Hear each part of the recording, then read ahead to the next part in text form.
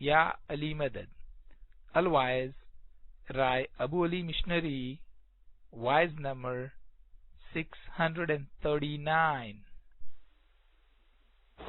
Ya Ali Madad, 11th of February, year 2001. My voice in the morning in Baitul Khayal Darkhana, Barnaby. Ya Ali Madad.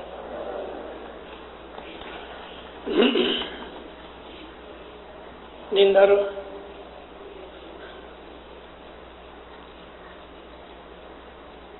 بیت الخیال کی جو وعظیں ہیں وہ general وعظوں سے جدا ہوتی ہے اور ہونی چاہیے۔ میں کوشش کرتا ہوں ہمیشہ امام زمان کی جو کچھ بھی ہدایت ہوتی ہے ہم اس پہ چلیں۔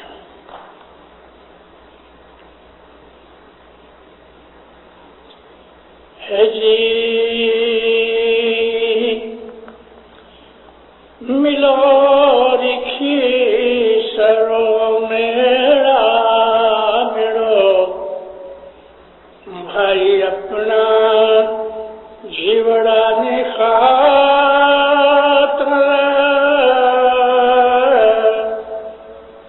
گھرو وستو چار مانک جھرو دلار بھائی مجھے بھوانے تموارو۔ مولانا حضرت امام پہ صلوات پڑھیں درو اللہم صلی اللہ محمد وآل محمد رات و یامہ۔ پیش مسمع باب کا دینان ہے۔ پیشے فرماتے ہیں کہ تم جو جماعت میں آتے ہو ملو تو اس پہ کوئی میرے اوپر کہ مولا کے اوپر ہم کوئی احسان نہیں کرتے ہیں۔ تم اپنے جیوڑے کی خاطر اپنی عاقبت کی خاطر آتے ہو تو تمہارا بھلا ہے، اور اگر نہیں آتے تو تمہارا برا ہے۔ شاہ پیر کو اس میں کچھ نہیں، لیکن جو آتے ہیں تو شاہ پیر کو محبت سے ہمیں ریسیو کرنا پڑتا ہے اور وہ ریسیو کرتا ہے۔ میں بعضوں میں کبھی کبھی دھیان کھینچا کرتا ہوں کہ مومنوں حضرت امام کے سلطان محمد شاہ داتار کے فرمان ہم سنیں۔ مولا ہمیشہ یہ کہتے ہیں when you come to جماعت خانہ، ایسا نہیں بولتا کہ when you go to جماعت خانہ۔ کم ٹو جماعت خانہ کا مطلب یہ ہے کہ جماعت خانہ امام کا گھر ہے اور وہ ہم کو بلاتا ہے، آؤ میرے گھر پہ آؤ۔ مولا کہتے ہیں جب تم میرے گھر پہ آتے ہو when you come to جماعت خانہ I'm very happy، مجھے خوشی ہوتی ہے۔ تو جماعت خانہ جو ہے وہ ہمارا سینٹر ہے۔ جماعت خانہ ہمارے لیے اسکول ہے، یونیورسٹی ہے۔ جماعت خانہ ہماری دکان ہے، جماعت خانہ ہمارا گھر ہے، جماعت خانہ ہماری زندگی ہے، جماعت خانہ ہماری روحانی زندگی ہے۔ جماعت خانے کی حالت جو آدمی نہیں سمجھتا، اس کی جو سگنیفیکینس ہے وہ بہت بڑی ہے۔ جماعت خانہ روحانیوں کے آنے کی جگہ ہے۔ کرائے کا جماعت خانہ ہوئے کہ مولا کی ملکت کا جماعت خانہ ہوئے، جس جگہ کو ہم نے جماعت خانہ بنا لیا، چاہے وہ جنگل میں بھی ہوئے، وہ جگہ روحانیوں کے فرشتوں کے آنے کی جگہ ہے، کیونکہ اس جگہ کے اوپر شاہ پیر موجود ہوتے ہیں، وہاں وہ رہتے ہیں۔ جماعت خانے کی عظمت ہمارے لیے روحانی حساب سے بہت ضروری ہے۔ خدا تعالیٰ نے آدم علیہ السلام کو، جو ہم سب سے پہلے دنیا کا انسان مانتے ہیں، اس کے پہلے کی باتیں میں نہیں کرتا، لیکن خدا نے آدم کو کہا کہ تم میرا گھر بناؤ، اور حضرت آدم نے اور ان کے بیٹوں نے مل کے گھر بنایا۔ اور اللہ تعالیٰ قرآن شریف میں اس بات کا اشارہ کرتا ہے کہ وہ جگہ تھی کہ جہاں انہوں نے میرا گھر بنایا وہ جگہ مکہ ہے. قرآن میں مکہ لکھا ہے لیکن یہ ہے مکہ. تو وہاں وہ گھر بنایا. وہ گھر نوح نبی کے زمانے میں ٹوٹ گیا کیونکہ نوح نبی کے زمانے میں فلڈ آیا. ساری دنیا کے اوپر آدمی ڈوب جاوے کھڑا ہو کے، یعنی لگ بھگ سمجھ لو کہ 2 میٹر جتنا پانی ساری دنیا کے اوپر آ گیا. اس کے بعد کئی ہزار سال نکل گئے اور پھر ابراہیم علیہ السلام کو فرمان کیا. تو ابراہیم علیہ السلام اور حضرت اسماعیل باپ بیٹے نے مل کے یہ جو مکہ کے اندر کعبہ ہے یہ بنایا جو ابھی موجود ہے. تھوڑا سا یہ گر گیا تھا رسول اللہ کے زمانے میں، تو نبی کریم نے لوگوں کو اکٹھا کر کے تو اس کو بنایا. 1400 سال سے یہ گھر کھڑا ہے. لیکن مومن کا جو دل ہے وہ کعبہ ہے. مکہ جگہ کا نام ہے لیکن جو وہ گھر بنایا اس کا نام کعبہ ہے. مومن کا دل کعبہ ہے. یہاں سے بھی زیادہ اس کو درجہ دیا ہے. نبی فرمایا کہ مومن کا جو دل ہے وہ عرش ہے خدا کا. قلب مومن عرش اللہ. مومن کا جو دل ہے وہ خدا کا عرش ہے. عرش کہتے ہیں تخت کو، اور اس تخت کے اوپر ایک کرسی پڑی ہے. اللہ تعالیٰ اپنے تخت کا ذکر کرتا ہے کہ 8 فرشتوں نے میرا تخت اٹھا رکھا ہے اور اس پر میری کرسی ہے کہ جس پہ میں بیٹھا ہوں. اب ہمارے دل کو الحمدللہ مومن ہے، اور مومن اس کو کہتے ہیں کہ جو حاضر جونے کے نور کو پہچانتا ہوئے. تو اس لیے ہمارا جو دل ہے وہ خدا کا عرش ہے. اس دل کو ہم اس کے لیے ہی رکھیں، ریزرو رکھیں کہ یہ مولا کا گھر ہے. جیسے یہ پتھر کا زمانہ جماعت خانے کا لیے ہے، اسی طرح سے ہمارے دل کے اندر جو خدا کا کعبہ ہے وہ اس محبت سے بنا ہوا ہے. یہ پتھر کا بنا ہے، وہ محبت سے بنا ہے، اور اس کے اندر ہمارے مولا کی ہمارے دل میں محبت ہونی چاہیے. تو مومنو، ملو رکھی سرو ملو، جماعت خانے میں آؤ اپنے بھلے کی خاطر. پھر کہتے ہیں کہ 4 چیزوں کا استعمال کرو، 4 چیزیں اختیار کرو. 4 ہماری عادتیں ہیں وہ تم ایڈاپٹ کرو اور اس کے اوپر چلو. اور وہ 4 ہیں صدق یعنی ایمان. پہلی نشانی ایمان کی ہے. اگر ایمان نہیں تو کچھ نہیں. ایمان بہت بڑی چیز ہے. مجھے ایک بات یاد آ گئی، 1928-29 کی بات کرتا ہوں. اس بات کو 70-72 سال ہو گئے. حسن آباد میں سلطان محمد شاہ کی پذرا بنی ہوئی. حسن آباد ایک ایسی جگہ بنا دی گئی، مولانا حسن علی شاہ وہاں دفن ہے. یہ جگہ جو تھی وہ مکھی لالک بھائی حاجی کی تھی جو درخانے کے مکھی تھے.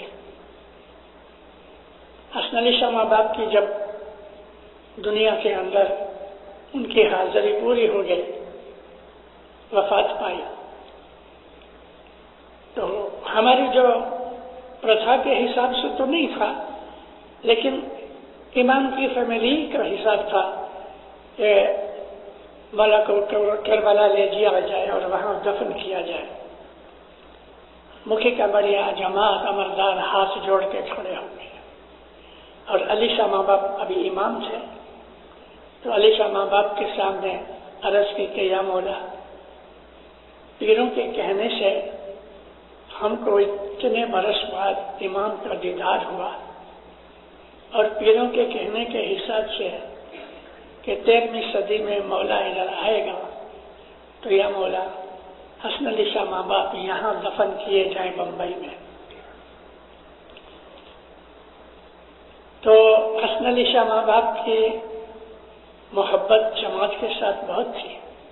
پہلی دفعہ لوگوں نے کسی امام کا دیدار کیا تھا. علی سے لے کے ہمارے مولانا حسن علی شاہ تک 46 کے امام تھے، جماعت نے کبھی دیدار نہیں کیا تھا اور اب چھوڑنا نہیں چاہتے تھے. تو علی شاہ ماں باپ سوچ رہے تھے، تو حاجی بھائی لاڈک بھائی حاجی نے ہاتھ جوڑ کے عرض کی، مولا میری وہاں جگہ ہے، وہاں واڑی تھی، گارڈن تھا، یہ جگہ میں ارپن کرتا ہوں، آپ قبول کرو اور حسن علی شاہ ماں باپ کو یہاں دفن کیا جائے. علی شاہ ماں باپ نے ہاں کی اور اس واڑی کو کلین کر کے یہاں مقبرہ بنایا گیا. آپ میں سے بہت سے گئے، کبھی بامبے گئے ہیں تو حسن آباد تو جانا ہی ہوتا ہے. خوبصورت ٹوم ہے یہ، اور اس ٹوم کو جماعت نے بنایا، مل کے بنایا، مزدوروں کو نہیں بلایا گیا.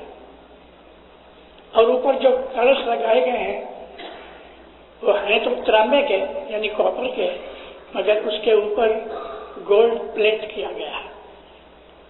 ریئل گولڈ کے لیوز لگائے گئے اوپر، کہ آج اس بات کو 100 برس سے زیادہ ہو گئے لیکن پھر بھی ان کی چمک دمک کبھی گئی نہیں. تو مولانا سلطان محمد شاہ کو اور علی شاہ ماں باپ کو یہ جگہ بہت پسند تھی. جماعت کو دیدار دینے کے لیے حسن آباد آتے تھے یا واڑی جاتے تھے. واڑی میں مولا رہا کرتے تھے. مولانا سلطان محمد شاہ داتار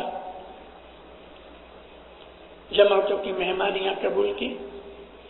بعض مہمانیاں جو بڑی منڈلی ٹولی کی ہوتی ہیں وہ اس کبے کے اندر یعنی ٹوم کے اندر جو قبر ہے اس کا اوپر دفن نیچے ہے لیکن 20 فٹ اوپر قبر کا شیپ بنایا گیا. تو پرائیویٹ مہمانیاں اس کبے کے اندر ہوتی تھی. مولانا سلطان محمد شاہ اوپر چڑھ رہے تھے تو ایک بہت بڑا آدمی تھا اپنی جماعت کا، میں ایمان کی بات کر رہا ہوں آپ کو. اس نے مولا سے عرض کی، خداوند میرے گھر میں اولاد نہیں. مولا فرمایا میں تمہارا امام ہوں، میں تمہیں دعا کرتا ہوں، انشاءاللہ تمہیں اولاد ملے گی. ماں باپ اندر چلے گئے. کچھ مہمانیاں وغیرہ کا کام تھا، آدھا گھنٹہ لگا ہوگا. سرکار جب بھی باہر نکلے تو یہ جو کبے کے باہر ہمیشہ 100-150 سال کی عادت ہے، وہاں ایک مجاور بیٹھا رہتا ہے، کیئر ٹیکر ٹوم کا. اس کے پاس بہت سے لوگ اپنی قوم کے، غیر قوم کے وہاں آ کے تعویذ لیتے ہیں، فال نکلواتے ہیں. تو یہ آدمی ادھر کھڑا تھا، تعویذ لے رہا تھا. مولانا سلطان شاہ پر میں یہاں کیا کرتے ہو؟ میں تعویذ لیتا ہوں. امام لال پیلے ہو گئے. سلطان محمد شاہ کا وارا گرم ہو رہا تھا. میں نے اپنی آنکھوں سے دیکھا ہے، ہاتھ میں تورا تھا یعنی بوکے پھولوں کا، اور کسی آفیسر کے ساتھ مولا بگڑ گئے تو یہ بوکے سے اس کے منہ کے اوپر 3 دفعہ مارا. ہم لوگ لرزتے تھے. مولا غصے ہو گئے، نیچے جھک کے ایک کچھ کاغذ پھاڑ لیا، اتنا سا ٹکڑا. یہ ٹکڑے کو دیکھ کے، اس کو دیکھ کے کہتے ہیں تم کو ایمان کی زبان پہ اعتبار نہ آیا، یہ کاغذ کے ٹکڑے کے اوپر تیرا ایمان ہے. یعنی میں نے تجھ کے بول دیا، مولا کہتے ہیں کہ تجھے بچہ ہوگا، اب تم کاغذ کا ٹکڑا تعویذ لینا چاہتے ہو.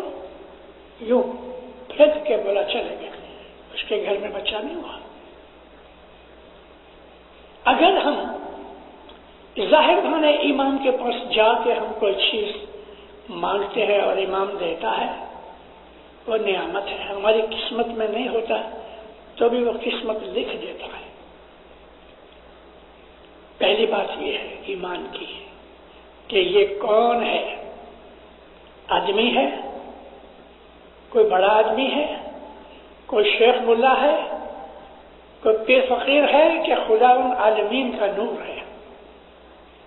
یہ چیز بہت ضروری ہے ہمارے لیے. اور یہی چیز ہم کو بیت الخیال میں سو کر کام آتی ہے.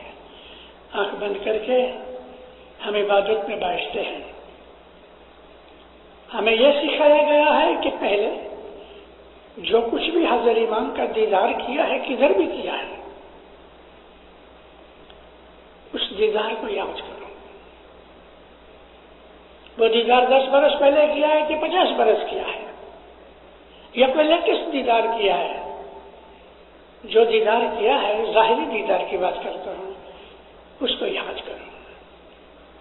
اب آپ نے کیا کیا ہے کہ اس نور کو یاد کیا ہے.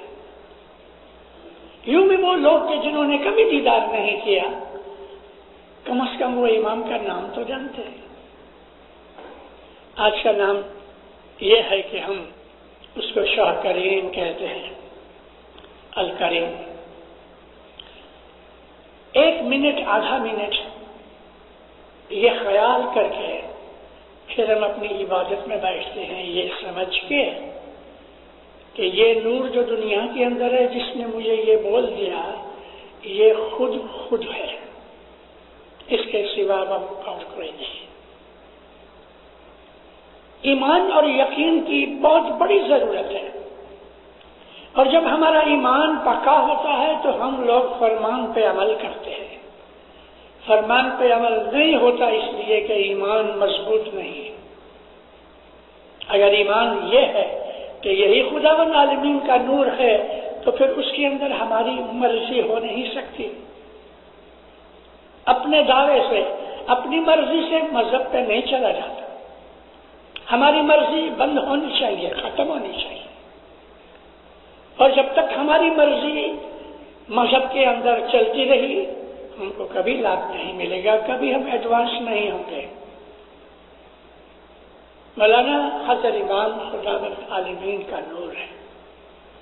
یہ بیت الخیال کی عبادت کا پتھر ہے جس کے اوپر ہماری عبادت کھڑی رہتی ہے. اس چیز کو بہت مضبوط ہونا چاہیے کہ اس کے سوا اور کوئی نہیں. جب ایمان پکا ہوتا ہے تو ہر چیز آسان ہو جاتی ہے. اور ایمان پکا تبھی ہوتا ہے کہ جب ہم اس کے فرمان پہ عمل کرتے ہیں.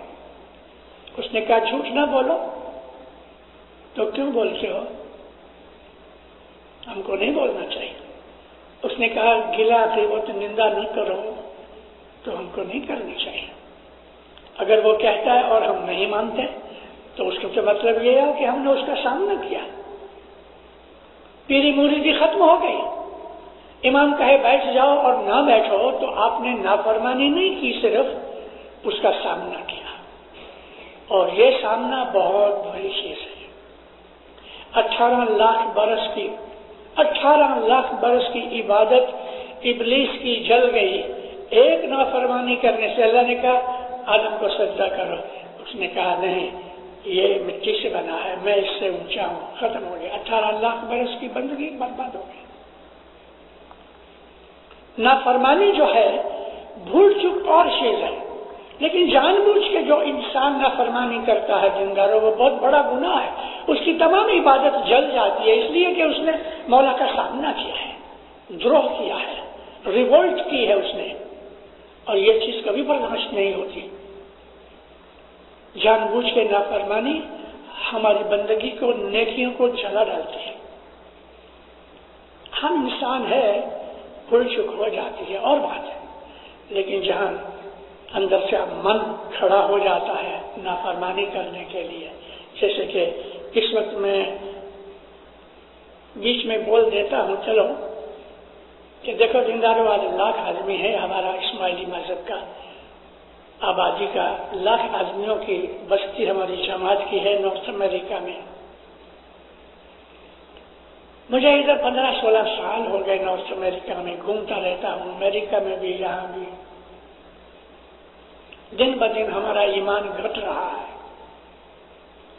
ہماری جماعت کے اندر دوگلے لوگ ہیں. دوگلے یہ ہیں جس کو قرآن شریف نے منافق کہا ہے. منافق کس کو کہتے ہیں کہ ظاہر میں کچھ باطن میں کچھ.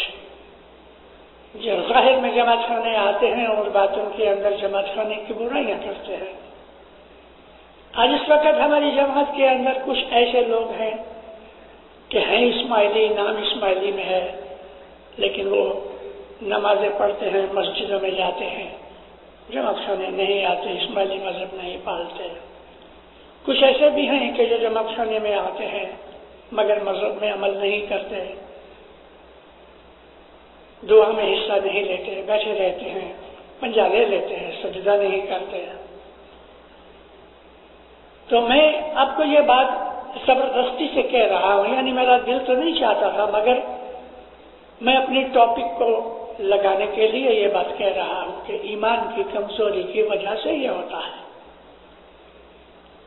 تو پھر شمس محمد کہتے ہیں کہ ست یعنی ایمان صبوری، دکھ پڑے تو صبر کرو، صبر بہت ضروری چیز ہے، اور خاص طور پہ جو عبادت والے ہیں ان کے لیے تو صبر اعلیٰ چیز ہے اور ضروری ہے، کیونکہ عبادت کے راستے میں بڑے دکھ آئیں گے۔ یہ دکھ جلاپا نہیں ہوگا لیکن تکلیفیں ہوں گی، کیونکہ جو ہم عبادت کریں گے تیسے تیسے ہمارے دل میں مولا کی محبت بڑھتی رہے گی، اور جب محبت بڑھتی رہے گی تو محبت کے اندر بہت سی تکلیفیں اور دکھ ہوتے ہیں۔ کیا دکھ ہوتا ہے؟ روزگار خراب نہیں ہوگا، کچھ بیماری نہیں آئے گی، لیکن اندر کی دکھ کی یہ بات ہوگی کہ اس کو ایمان کی جدائی کا احساس ہوگا، فیلنگ ہوگی۔ وہ اپنے آپ کو یوں سمجھے گا کہ جیسے بچہ ماں سے جدا ہو گیا، اور یہ احساس بڑے دکھ کی چیز ہے، بہت دکھ کی چیز ہے، مگر اس کو لگتی ہے کہ جس نے کچھ منزل طے کی ہے عبادت میں، جس نے کچھ پایا ہے، تھوڑا سا دیکھ گیا ہے، اب اس کو وہ چیز کی لگنے لگی ہے کہ وہ چیز مجھے پھر ملے، تو یہ دکھ لگتا ہے، جدائی کا دکھ لگتا ہے۔ یہ جدائی کا دکھ ہمارے گنانوں میں بہت جگہ ہے، خاص طور پہ اگر آپ کو شوق ہے عبادت کا تو میں آپ کو ایک ٹپ دیتا ہوں، ستوینی پڑھا کرو، اور دوسری چیز بوجھ نرنجن پڑھا کرو۔ کبھی کبھی ایسا بیٹھ کے ایسا خالی یوں نہیں پڑھو جیسے کتاب پڑھتے ہیں، راگ سے پڑھو جیسے ہم جماعت خانے میں پڑھتے ہیں۔ تو ستوینی اور پھر صدر دن کی جو بوجھ نرنجن ہے، اس کے اندر عبادت والوں کے دکھوں کا ذکر کیا ہے۔ ہو سکتا ہے ہمیں دنیا کے دکھ بھی تھوڑے سے ملیں، کیونکہ دنیا کے دکھ میں بہت سے قسم کے ہیں۔ آہستہ آہستہ وہ آدمی جو آگے جوں عبادت میں بڑھتا جائے گا تیسے تیسے وہ لونلی ہوتا جائے گا، اپنے آپ کو اکیلا پسند کرتا ہے، لوگوں سے ملنا گلنا گھٹ گیا، زیادہ باتیں بھی نہیں کرتا، جیسے جیسے رستہ کاٹتا جاتا ہے تیسے تیسے اس کے اندر محبت کے اثرات ہوتے رہتے ہیں، نشانیاں پیدا ہوتی رہتی ہیں، مولا ہر وقت یاد آتا ہے۔ دنیا میں ہم کسی کو پیار کرتے ہیں، یعنی سچا پیار ہو گیا، تو اس کی جدائی جس طرح ہمیں فیل ہوتی ہے، ہم چاہتے ہیں مجھے آ کے ملے، ایسی دل کے اندر تمنا پیدا ہوتی ہے، تو یہ چیزیں ہمیں دکھ دیتی ہیں۔ جیسے میں نے ابھی آپ کو عرض کی، واپس کہتا ہوں کہ یہ جو دکھ ہے وہ پنچنگ دکھ نہیں ہے، جیسے کہ انسان کو پین ہوتا ہے، ایسا نہیں، بالکل اور ہی قسم کا دکھ ہوتا ہے، اور وہ دکھ میں مزہ بھی آتا ہے۔ اس کے لیے اس میں صبر بہت ضروری ہے۔ یہ بیت الخیال 10 15 20 25 برس میں نکل جائے، کچھ نہ ملے، ایسا بھی ہو سکتا ہے، تو پھر کہتے ہیں صبر کرو۔ پھر کیا ہے؟ کھمیا کرو، खमिया का मतलब है इंग्लिश में टॉलरेंस। सब्र है दुख के ऊपर होता है, और टॉलरेंस दूसरे आदमी की बदी बुराई को उठा लेना और रिटेलिएट नहीं करना, बदला नहीं लेना, ये है खमिया। हमारी नेचर में यह है कि किसी ने हमको कुछ तकलीफ दी तो हम बदला ले लेते हैं, गाली देते हैं, थप्पड़ मारते हैं, केस कर देते हैं, शिकायतें करते हैं। इबादत वाले के लिए यह रास्ता नहीं है। टॉलरेट करो, बख्श दो दिन करो। एक आदमी हमारी जमात में से निकल गया है, यहां से इधर का ही आदमी है, असल कराची का है, उससे भी पहले बॉम्बे में था, नातबार हो गया है। उसकी कुछ बातें निकली हज़रत इमाम के हुजूर में, तो सुल्तान मोहम्मद शाह का वारा और ये वारे का डिफरेंस बताता हूं। मौलाना हज़रत इमाम, वारे का डिफरेंस जो होता है ना, वो जमात के ईमान की हालत पर होता है। जैसा जमात के अंदर ईमान होता है, ऐसा इमाम का वारा होता है। बिल्कुल बुद्धू बेकिस्म के लोग होंगे तो हो सकता है कि वो इमाम का वारा गर्म होवे, लेकिन जब लोग समझदार बनते हैं या कम ईमान वाले बन जाते हैं तो वो वारा जुदा होता है। हर इमाम का वारा जमात की हालत के ऊपर होता है। तो हज़रत इमाम उस ऑफिसर को कहते हैं, after all he had made my बैयत। कुछ एक बात निकली कि खुदावन फलाना आदमी ऐसा ऐसा ऐसा है। तो हज़रत इमाम कहते हैं कि वो इस्माइली था, जब भी तो मेरी बैयत की थी। इसके लिए मौला ने जो कहना था वो कह दिया। ये टॉलरेंस है।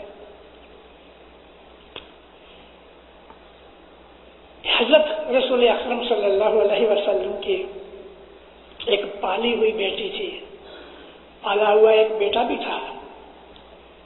एक पाली हुई लड़की थी जिसको एक आदमी ने मार डाला। लेकिन जब भी इस्लाम का जोर बहुत बढ़ गया और सारा अरबस्तान मुसलमान बन गया, और ये बात बनी फतह मक्का के बाद, हिजरी सन 7 के बाद,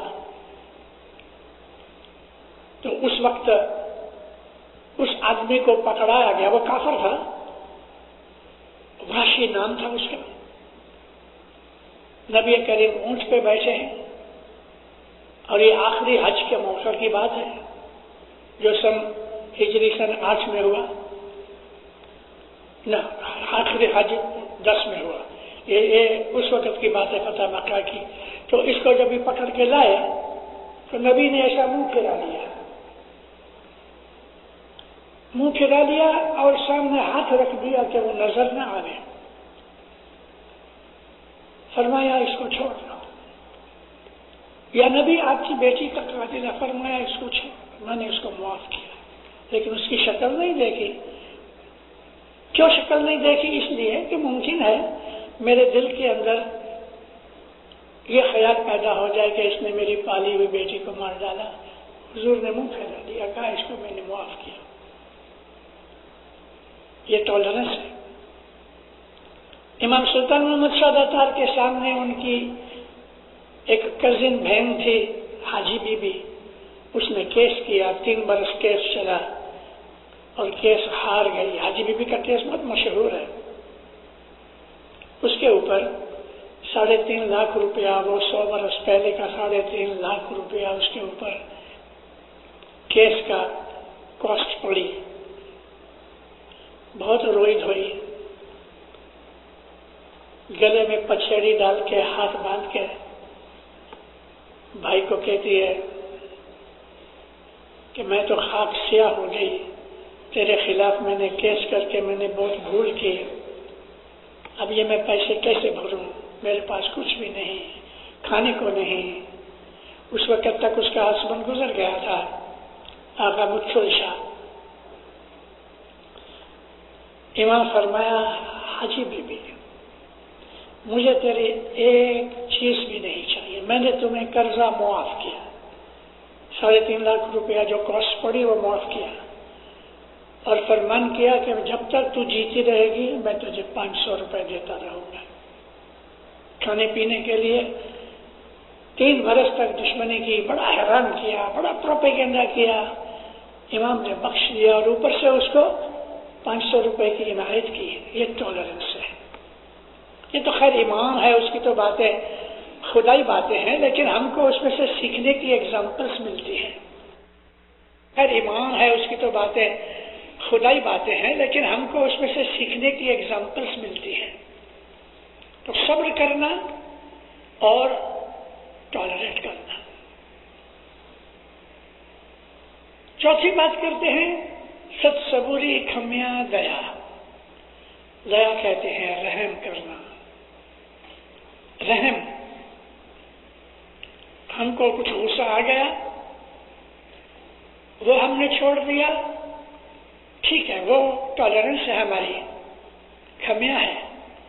لیکن کسی آدمی کو دکھ میں دیکھ کے، آپ کا سگا نہیں، دوست نہیں، کچھ نہیں، پہچان نہیں، آپ کے دل کے اندر انسانی بھاونا پیدا ہوئی، ہیومن نیچر ایسی ہے کہ خدا نے اس کے اندر اپنی دیا میں سے کچھ دیا رکھی ہے۔ تو کسی پہ دیا کرو، رحم کرو، مدد کرو، اس کے دکھ میں حصہ لو، اس کو اس میں سے باہر نکالنے کی کوشش کرو، مدد کرو۔ یہ خدائی گن ہے۔ ست صبوری کھمیاں دیا خدا کے گن ہیں کہ جو مومن میں آنے چاہیے۔ جب تک کہ ہماری لائف کے اندر، ہماری نیچر میں، ہمارے انتکرن میں یہ اچھائیاں، یہ نیکیاں کہ جو عبادت کے ساتھ چلتی ہیں وہ نہیں آتی، ہمیں عبادت میں کیا ملتا ہے؟ کچھ نہیں ملے گا۔ ہم نے اس کرسی کے اوپر، اپنے دل کی کرسی کے اوپر دنیا کی بہت سی چیزیں رکھی ہیں۔ حضرت امام کو بلاتے ہیں، آ کے بیٹھو، کرسی خالی کرو تو وہ بیٹھے۔ من کی کرسی کو خالی کرو، بدیوں برائیوں سے خالی کرو، تب جا کے یہ چیزیں ملتی ہیں۔ مومنوں، آج میں ایک اور بات کہنی چاہتا ہوں کہ جو میں نے کبھی نہیں کہی۔ ایسا کبھی کبھی میں جماعتوں کے اندر ایسی کبھی کبھی باتیں کہہ دیتا ہوں، اس لیے میری زندگی کے بعد لوگ شاید یاد کریں گے۔ جس طرح سے ایک پھل ہے ایپل، آپ کو پتا ہے ایپل کھاتے ہو، کتنی قسم کے ایپل ہیں۔ ایپل کی ساری دنیا کے اندر کہتے ہیں کہ 50 سے 60 الگ الگ اس کی اسپیشیز ہیں، کوالٹیز ہیں۔ لال ہے، پیلا ہے، چکھنے میں الگ ہے، اس کی کوالٹیز میں فرق ہے۔ آم کے اندر بھی بہت سی کوالٹیز ہیں۔ تو میں آپ کو شارٹ میں کہہ دوں کہ خدا تعالیٰ نے جتنی بھی چیزیں بنائی ہیں، ساری کریشن کے اندر اس نے ایک چیز ایک ہی نہیں بنائی، اس کی بہت سی قسمیں بنائی ہیں۔ جانوروں میں بھی ایسا ہے، انسانوں میں بھی ہے۔ میں بہت زیادہ کھینچنا نہیں چاہتا اس بات کو سمجھانے کے لیے، آپ سمجھتے ہیں کہ ویرائٹیز بے حساب ہیں خدا کی خدائی کے اندر، اور ہر چیز میں ویرائٹی ہے، جانوروں میں بھی، انسانوں میں بھی، اور فروٹ اور ویجیٹیبل میں بھی۔ تو انسانوں کی جو کوالٹیز ہیں میں اس کے اوپر بیان کرنا چاہتا ہوں۔ دنیا کو بنے ہوئے 1 ٹریلین ایئرز ہوئے ہیں، ہم اس کا حساب نہیں کر سکتے، اور میں اس حساب میں ارتھمیٹک میں جانا نہیں چاہتا۔ کروڑوں سال ہو گئے، بلینز آف بلینز ہو گئے، 1000 بلین ہوئے تو 1 ٹریلین ہوتا ہے۔ تو اتنی جھونی پرانی خدا تعالیٰ کی یہ جو بنائی ہوئی دنیا ہے، ارتھ ہے، اس کے اوپر جو روحانیاں اور جیو رہتے ہیں، ان میں ہم لوگ ہیں۔ تو انسانوں کے اندر بھی خدا نے بہت سی، شریرک طور پہ بھی بہت ویرائٹیز ہیں، کالے رنگ کے لوگ ہیں، سفید رنگ کے لوگ ہیں، پنک کلر کے لوگ ہیں، یلو کلر کے لوگ ہیں، کافی کلر کے لوگ ہیں، جدے جدے لوگ بنایا خدا نے. ایسا ہی جیو کی بات ہے. ہمارے جیو سب کے سب سرکھے نہیں. ہمارے جیو کے اندر بھی، جیووں کے اندر ویرائٹیز ہیں. کچھ ایسے جیو ہوتے ہیں کہ ان کو 100 برس کی عبادت چاہیے اوپر جانے کے لیے. کچھ ایسے جیو ہیں کہ ان کو 50 برس کی عبادت چاہیے. کچھ ایسے جیو ہیں کہ 10 برس میں پہنچ جاتے ہیں. کچھ ایسے جیو ہیں کہ 1 برس میں پہنچ جاتے ہیں. تو یہ جیووں کی کوالٹیز ہیں. ان جیووں کی کوالٹیز کو ہر آدمی اگر یہ چیز سمجھ سکے کہ میں کون ہوں، میرا درجہ کیا ہے، میری کوالٹی کیا ہے، تو اس کو یہ سمجھنے کے لیے ٹائم چاہیے، لرننگ چاہیے. یہ چیز بیت الخیال میں کام آتی ہے. اگر مجھے معلوم ہو جائے کہ میرے پاس 1st کلاس کی ٹکٹ ہے کہ 3rd کلاس کی ہے کہ 4th کلاس کی ہے، تو میں اس راستے سے، اس جگہ سے داخل ہوں کہ یہاں انٹرنس ہے 1st کلاس کے، یہاں 3rd کلاس کے، تو میری پاس کون سی ٹکٹ ہے، یعنی میرے جیو کی کیا کوالٹی ہے، کیا درجہ ہے، یہ کیسے سمجھ پڑے؟ یہ سمجھنے کے لیے آپ اپنے اندر جاؤ اور ایک کاغذ لے کے، پہلے اندر جاؤ خیال سے، کاغذ لے کے اب خیال کرو، اپنی بدیاں برائیاں نوٹ کرو. میں آپ کو طریقہ بیان کر رہا ہوں کہ میرے جیو کا درجہ یا میرے جیو کی ویرائٹیز کیا ہے، میں وہ بتانے کے لیے طریقہ بتاتا ہوں. اپنی برائیوں کی لسٹ بناؤ. خود آپ کو اس وقت پتہ لگ جائے گا، لیکن ایک ہی سٹنگ میں شاید یہ نہ بھی بن سکے، کیونکہ بعض برائیاں ہمارے اندر ایسی ہیں کہ جس کو ہم نہیں مانتے کہ میں نے برائی کی ہے. یہ ایک ڈیٹرنٹ چیز ہے، یعنی مطلب یہ ہے کہ یہ اچھی چیز نہیں ہے. اس کے لیے سرکھیریت اچھائی ہے، پیور سنسیئرٹی سے اپنی لسٹ بنانی چاہیے. اور یہ لسٹ جب بن جائے تو کچھ دنوں تک روز اس کو پڑھو. اس میں بہت سی چیزیں ایسی ہوں گی کہ ہم کو اس پہ شرم آئے گی. پھر 8-15 دن کے بعد اپنی نیکیاں جو ہیں، اچھائیاں ہیں، اس کی ایک لسٹ بناؤ. ہے ہمارے دل میں سب کچھ ریکارڈ ہے، لیکن میں ایک طریقہ بتا رہا ہوں کہ جس میں سے تھوڑا بہت ہم کو پتہ چل جائے گا کہ میری بدیاں برائیاں 50% ہے، 60% ہے، 100% ہے، جو کہ 100% بدیاں برائیاں کسی میں نہیں، اچھائیاں بھی ہیں. اب اگر ہمارا جیو 1st یا 2nd کلاس کا ہے تو ہم کو خود کو پتہ لگ جائے گا کہ یہ چیز میرے لیے اچھی نہیں. اور جو جیسا جیو اونچا ہوگا تیسے وہ اپنی برائیوں سے شرمندہ ہوگا اور آہستہ آہستہ اس کو چھوڑ دے گا. اچھے جیو جو ہیں وہ ایسے ہیں. اچھے جیو ہیں وہ خدائی صفت والے ہیں. ہری گن سنت سدا سر مورے. ہری کے گن والا حضرت امام کے اندر جو خصلتیں ہیں، اس کی جو عادتیں ہیں، اس کے جو اندر گن ہیں، وہ گن میرے میں کتنے ہیں اس کے اوپر سے آدھار ہے. کیا میں دیا کرتا ہوں، کسی پہ رحم کرتا ہوں، کسی کی مدد کرتا ہوں؟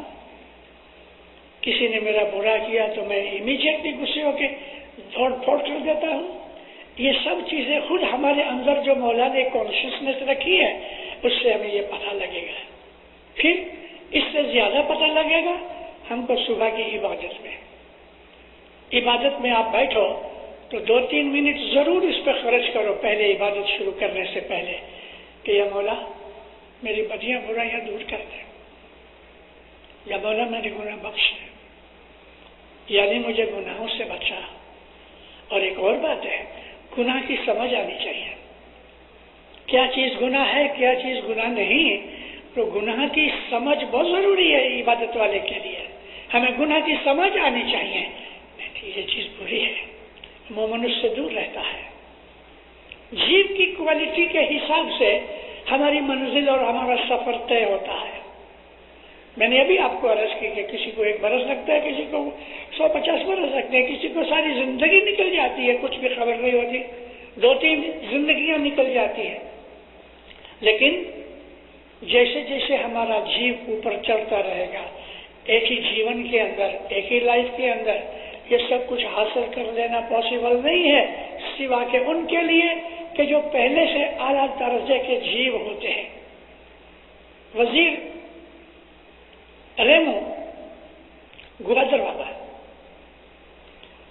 اس کا ذکر مولانا بیت الخیال کی فرمانوں میں کیا ہے سلطان محمد شاہ داتار نے۔ وزیر ریمو گوادر میں رہتے تھے اور وہ پیر سبز علی کے استاد تھے۔ سبز علی مشنری جب ہی جوان تھے، 18-20 برس کی عمر میں رستہ چوک گئے، اور اس کی ماں تھی میگھ بائی، چھوٹی عمر میں باپ گزر گئے تھے، رمضان علی نام تھا ان کا۔ میگھ بائی ماں نے بہت ہاتھ پاؤں پکڑ کے مولا سے دعا کی، اور مولا نے پھر سبز علی کو کہا کہ تم گوادر جاؤ اور ریمو مکھی کی نوکری کرو۔ سبز علی گوادر گئے اور ریمو مکھی کی نوکری کی۔ ریمو مکھی کہتا ہے تم میرے دوست کے بیٹے ہو، میرے گھر پہ رہنا پڑے گا، میرے ساتھ کھانا پڑے گا، میرے ساتھ روز جماعت خانے جانا پڑے گا، اور پگار دینے سے پہلے میں 10 ون کاٹ لوں گا، یہ سب شرطیں منظور ہیں تو میری نوکری کرو۔ اس نے کہا منظور ہے۔ اس نے سبز علی کو وہ بنا دیا کہ جو دیکھو آج ہم اس کو پیر کہتے ہیں، پیر سبز علی۔ سلطان محمد شاہ نے اس کو پیر کا درجہ دیا۔ اب جوانی کے اندر راستہ چوک گیا، بد لوگوں کے ساتھ رہا، سب طرح کے دھندے کیے، لیکن اونچی کلاس کا جیو پہلے سے تھا۔ کوئی گناہ کی وجہ سے نیچ کام میں پڑ گیا، لیکن اونچی کلاس کا ہونے کی وجہ سے جیو کے اندر جو ابھیلاشا تھی نا وہ موجود تھی۔ مولا نے جو اس کو پکڑ کے کان سے رستے پہ لگا دیا اور اس فرشتے کی دوستی مل گئی ریمو مکھی کی۔ ریمو مکھی کیسا، اس کا جیو کی بات کروں تو مولانا سلطان محمد شاہ فرماتے ہیں ریمو مکھی گزر گیا، 10,000 جیووں کو تار گیا۔ کیسا آدمی ہونا چاہیے؟ اس قسم کے جو لوگ ہیں کہ جو لوگوں کو تارتے رہتے ہیں، لوگوں کو رستے پہ لگاتے رہتے ہیں، نیکیاں کرتے ہیں، نیکی سکھاتے ہیں، یہ اعلیٰ قسم کے جیو ہوتے ہیں۔ کبھی کبھی دنیا میں آ کے ادھر ادھر پھسل جاتے ہیں، جیسے کہ اللہ تعالیٰ نے قرآن شریف میں ہاروت اور ماروت 2 فرشتے تھے، ان کے ساتھ کیا ہوا وہ جاننا ضروری ہے۔ فرشتے اکٹھے ہوئے، اے خدایا اس پتلے کے اوپر یعنی آدم کے اوپر تیری اتنی مہربانیاں کہ ہم کو بھی وہ چیزیں نصیب نہیں ہوتی کہ جو تو نے انسان جات کو دی ہیں۔ اللہ تعالیٰ نے فرمایا دیکھو تمہارے سامنے شیطان نہیں ہے، اس کے سامنے شیطان ہے، اس کو بدیوں برائیوں اور شیطان سے لڑنا پڑتا ہے، اس لیے میں ان کو زیادہ بخشش دیتا ہوں۔ تو ہاروت و ماروت 2 فرشتے تھے، وہ کہنے لگے اے خدایا تو ہم کو انسان بنا، ہم جا کے خود دیکھ کے آئیں۔ اچھا، خدا تعالیٰ نے ان کے اندر جو انسانی صفتیں تھیں وہ ڈال دی اور ان کو نیچے بھیجا، انسانی روپ میں آئے۔ فرشتے نوری ہیں، آنکھ سے نظر نہیں آتے ہیں، لیکن یہ ایک تماشا کرنے کے لیے، کہانی کرنے کے لیے، ایگزامپل کے لیے کچھ بھی کہو تو ہاروت و ماروت 2 فرشتے نیچے اترے۔ اب وہ انسانی لباس میں ہیں مگر اصل تو فرشتوں کی ہے ہی ہے نا۔ تو انسان کے اندر جو عادتیں اور انسان کی جو خامیاں کمزوریاں ہیں وہ سب ان کے اندر خدا نے ڈال دی. جب نیچے زمین پہ آئے تو بیبلونیا میں اترے جو عراق میں ہے. اس زمانے کی ہزاروں سال کی بات ہے یہ. تو بیبلونیا میں اترے. جب وہ اترے تو ایک ناچنے والی ناچ رہی تھی. اب یہ سارا خدا نے ارینج کیا تھا. وہ ناچنے والی ایسی اٹریکٹیو تھی کہ یہ دونوں فرشتے آنکھیں کھول کے دیکھتے رہے. انہوں نے ایسی چیز کبھی دیکھی نہیں تھی. ایک جوان بدن خوبصورت عورت ناچ رہی تھی اور سینکڑوں آدمی ارد گرد اس کو خوشیاں کر رہے تھے, تالیاں بجا رہے تھے. یہ فرشتے یوں یوں کرتے کرتے آگے فرسٹ رو میں جا کے گھس گئے اور دونوں اس کے اوپر موہت ہو گئے. یہ ناچتی ناچتی ناچتی ناچتی دیکھ رہی ہے کہ سب کے سورج اوپر ہے, سب کے پرچھائیں ہیں, شیڈو ہیں. یہ دو جنے ہیں کھڑے ہیں لیکن ان کا شیڈو نہیں. اب وہ عورت بھلے ناچنے والی تھی لیکن وہ پڑھی لکھی کی سمجھدار چالاک تھی. سنا ہوگا ضرور کہیں کہ فرشتوں کے سائے نہیں ہوتے, تو اس لیے وہ زیادہ ان کی طرف اٹریکٹیو ہوتی تھی, گھوم پھر کے ان کے پاس آ جاوے. اور یہ اس کے مستی کے اندر اب خدا نے جو ویکنیس ڈال دی تو اس کے اوپر موہت ہو گئے. ایک نے اس کا ہاتھ پکڑ لیا, ہنسنے لگی. اس کو کہتا ہے چل تو ہمارے ساتھ چل. بولی کوئی بات نہیں میں ساتھ چلوں لیکن مجھے میری ایک شرط ہے. ایک طرف لے گئے اس کا. کیا شرط ہے تیری؟ کہنے لگی میری شرط یہ ہے کہ تم پہلے تو یہ بتاؤ کہ تم انسان نہیں ہو, تم فرشتے ہو.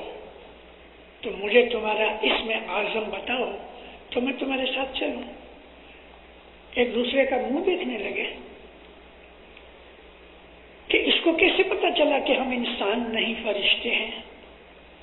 تو پوچھا اس کو تو اس نے کہا کہ دیکھو تمہارا پرچھایا نہیں ہے.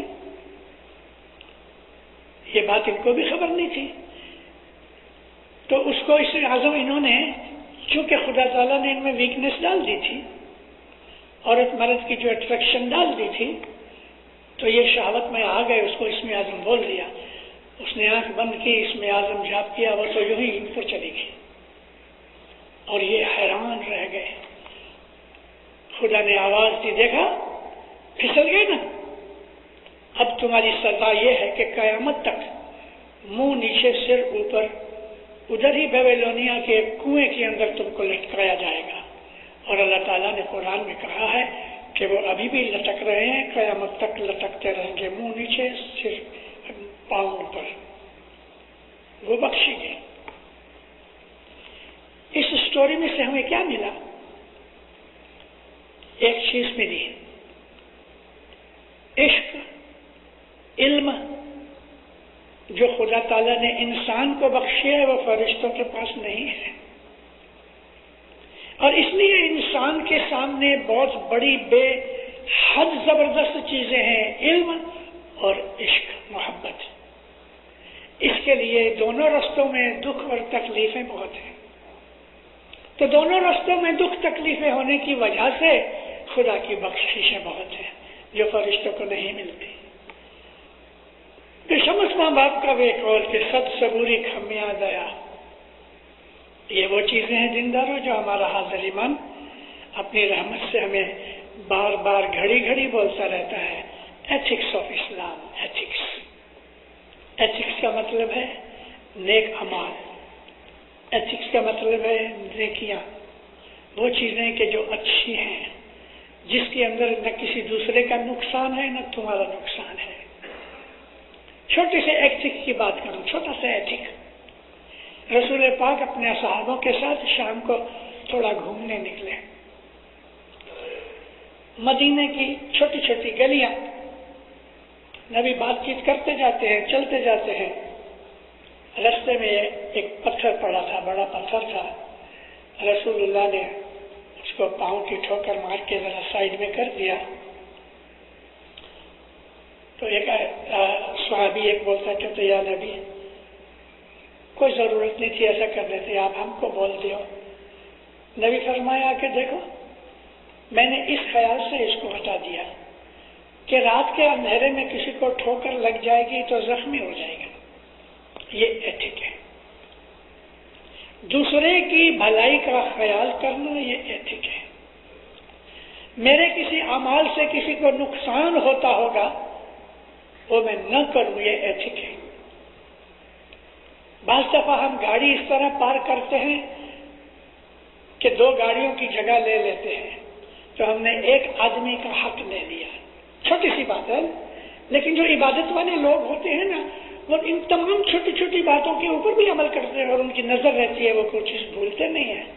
میں گاڑی اس طرح پار کروں کہ دوسرا بھی پار کر سکے، یا میں ایسا کام کروں کہ جس میں دوسرے کا نقصان نہ ہوتا ہو۔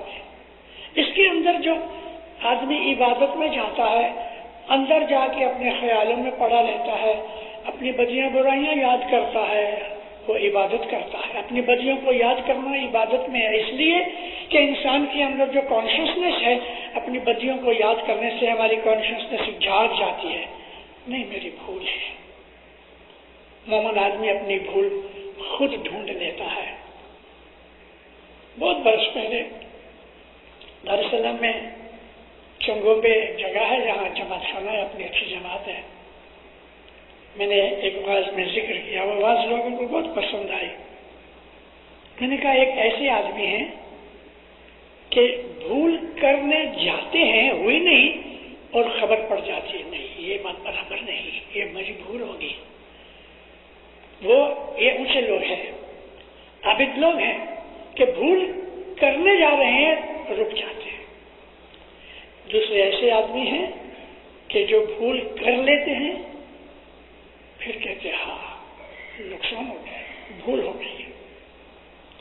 تیسرے ایسے آدمی ہیں کہ بھول ہو جاتی ہے، سمجھ نہیں آتی، لیکن تیسرا آدمی کہتا ہے یار تو نے بھول کی، اور تب ان کو پتہ لگتا ہے نہیں میری بھول ہو گئی۔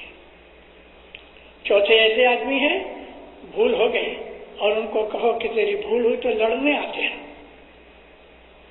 آپ نے دیکھا یہ جیووں کی، میں نے نہیں کہا کہ جیووں کے درجے ہیں، یہ 4 درجے نہیں ہیں، بہت درجے ہیں۔ اس کی بھول ہو گئی ہے اور آپ نے کبھی اس کا خیال کھینچا تو وہ لڑنے آتا ہے، تو کون ہے مجھے کہنے والا، میں نے کوئی بھول نہیں کی۔ اب ایسا آدمی عبادت میں نہیں آ سکتا کیونکہ وہ ایتھیکل نہیں ہے۔ ایتھکس کی بہت ضرورت ہے۔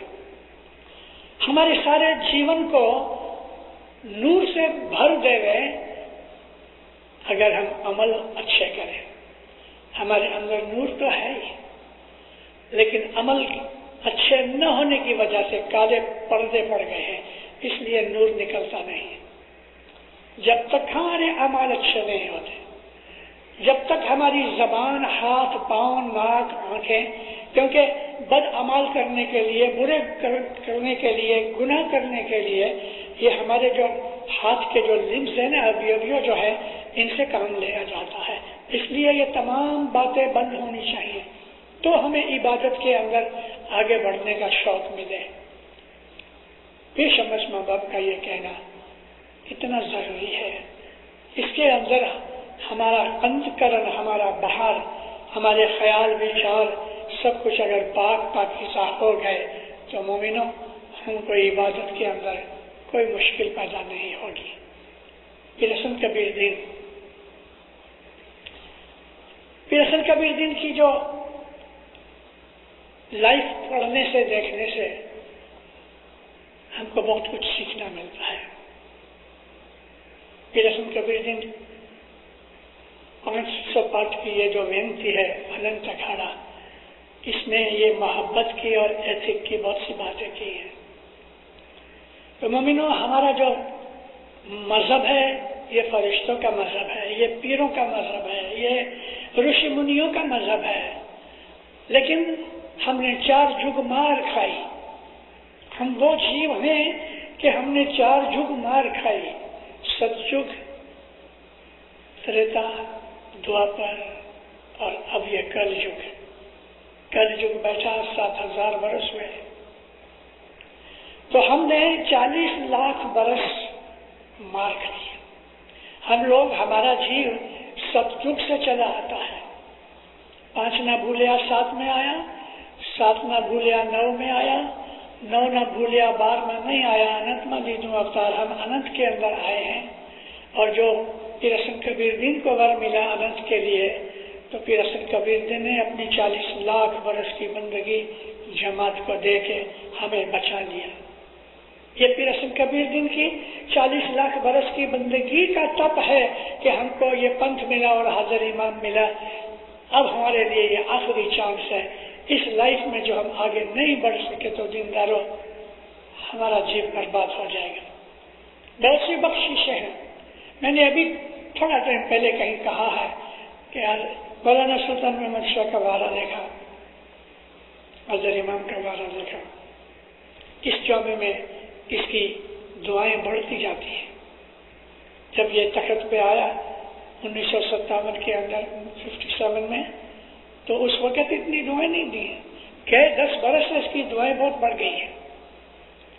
जब से जमात यहाँ आई है वेस्टर्न कंट्रीज के अंदर, तब से इसकी दुआएं बढ़ती जाती हैं, क्योंकि वेस्टर्न कंट्रीज में गुनाह बहुत है, और वो फर्स्ट क्लास गुनाह है। फर्स्ट क्लास क्यों कहा मैंने? कि वो गुनाह ऐसे हैं कि घुस गए हैं मगर हमें समझ नहीं आती कि गुनाह कर रहे हैं। वो गुनाह बड़े ताकतवर हैं, ऐसे गुनाह करते हैं कि हमको पता नहीं लगता कि हम गुनाह कर रहे हैं। इसके लिए हाजिर इमाम ने इधर अपनी जमात को भेज भी दिया, लेकिन साथ साथ भत्ता भी दिया, दुआएं दी, हमें बचाने के लिए दुआएं दी। लेकिन हमारे ऊपर यह भी फर्ज है कि हम हाजिर इमाम के फरमान पढ़ें, फरमानों पे अमल करें, एथिकल बने, अच्छे बने, नेक बने, इबादत करें, ताकि हमें इधर हमेशा नहीं रहना, एक दिन मर जाना है और मौत के बाद हमको हमारी इबादत काम आवे। और आपको आबाद रखे, सुखी रखे, बदियों बुराइयों से बचावे, हकीकती समझ देवे, नेक तौफीक देवे। मौलाना हाजिर इमाम अपनी फरमान बरदारी में रखे, मौला अपनी मीठी नजर में रखे, मौला गुनाहों से बचावे, गुनाह की समझ देवे। मौलाना हाजिर इमाम रूहानी नूरानी बख्शिशें देवे। मौलाना हाजिर इमाम आपके ऊपर, आपकी औलाद के ऊपर, सारी दुनिया के ऊपर मौला रहम करे, और इस कठिन खराब वक्त के अंदर से हमारा ईमान बचा देवे। सुखी आबाद रहो।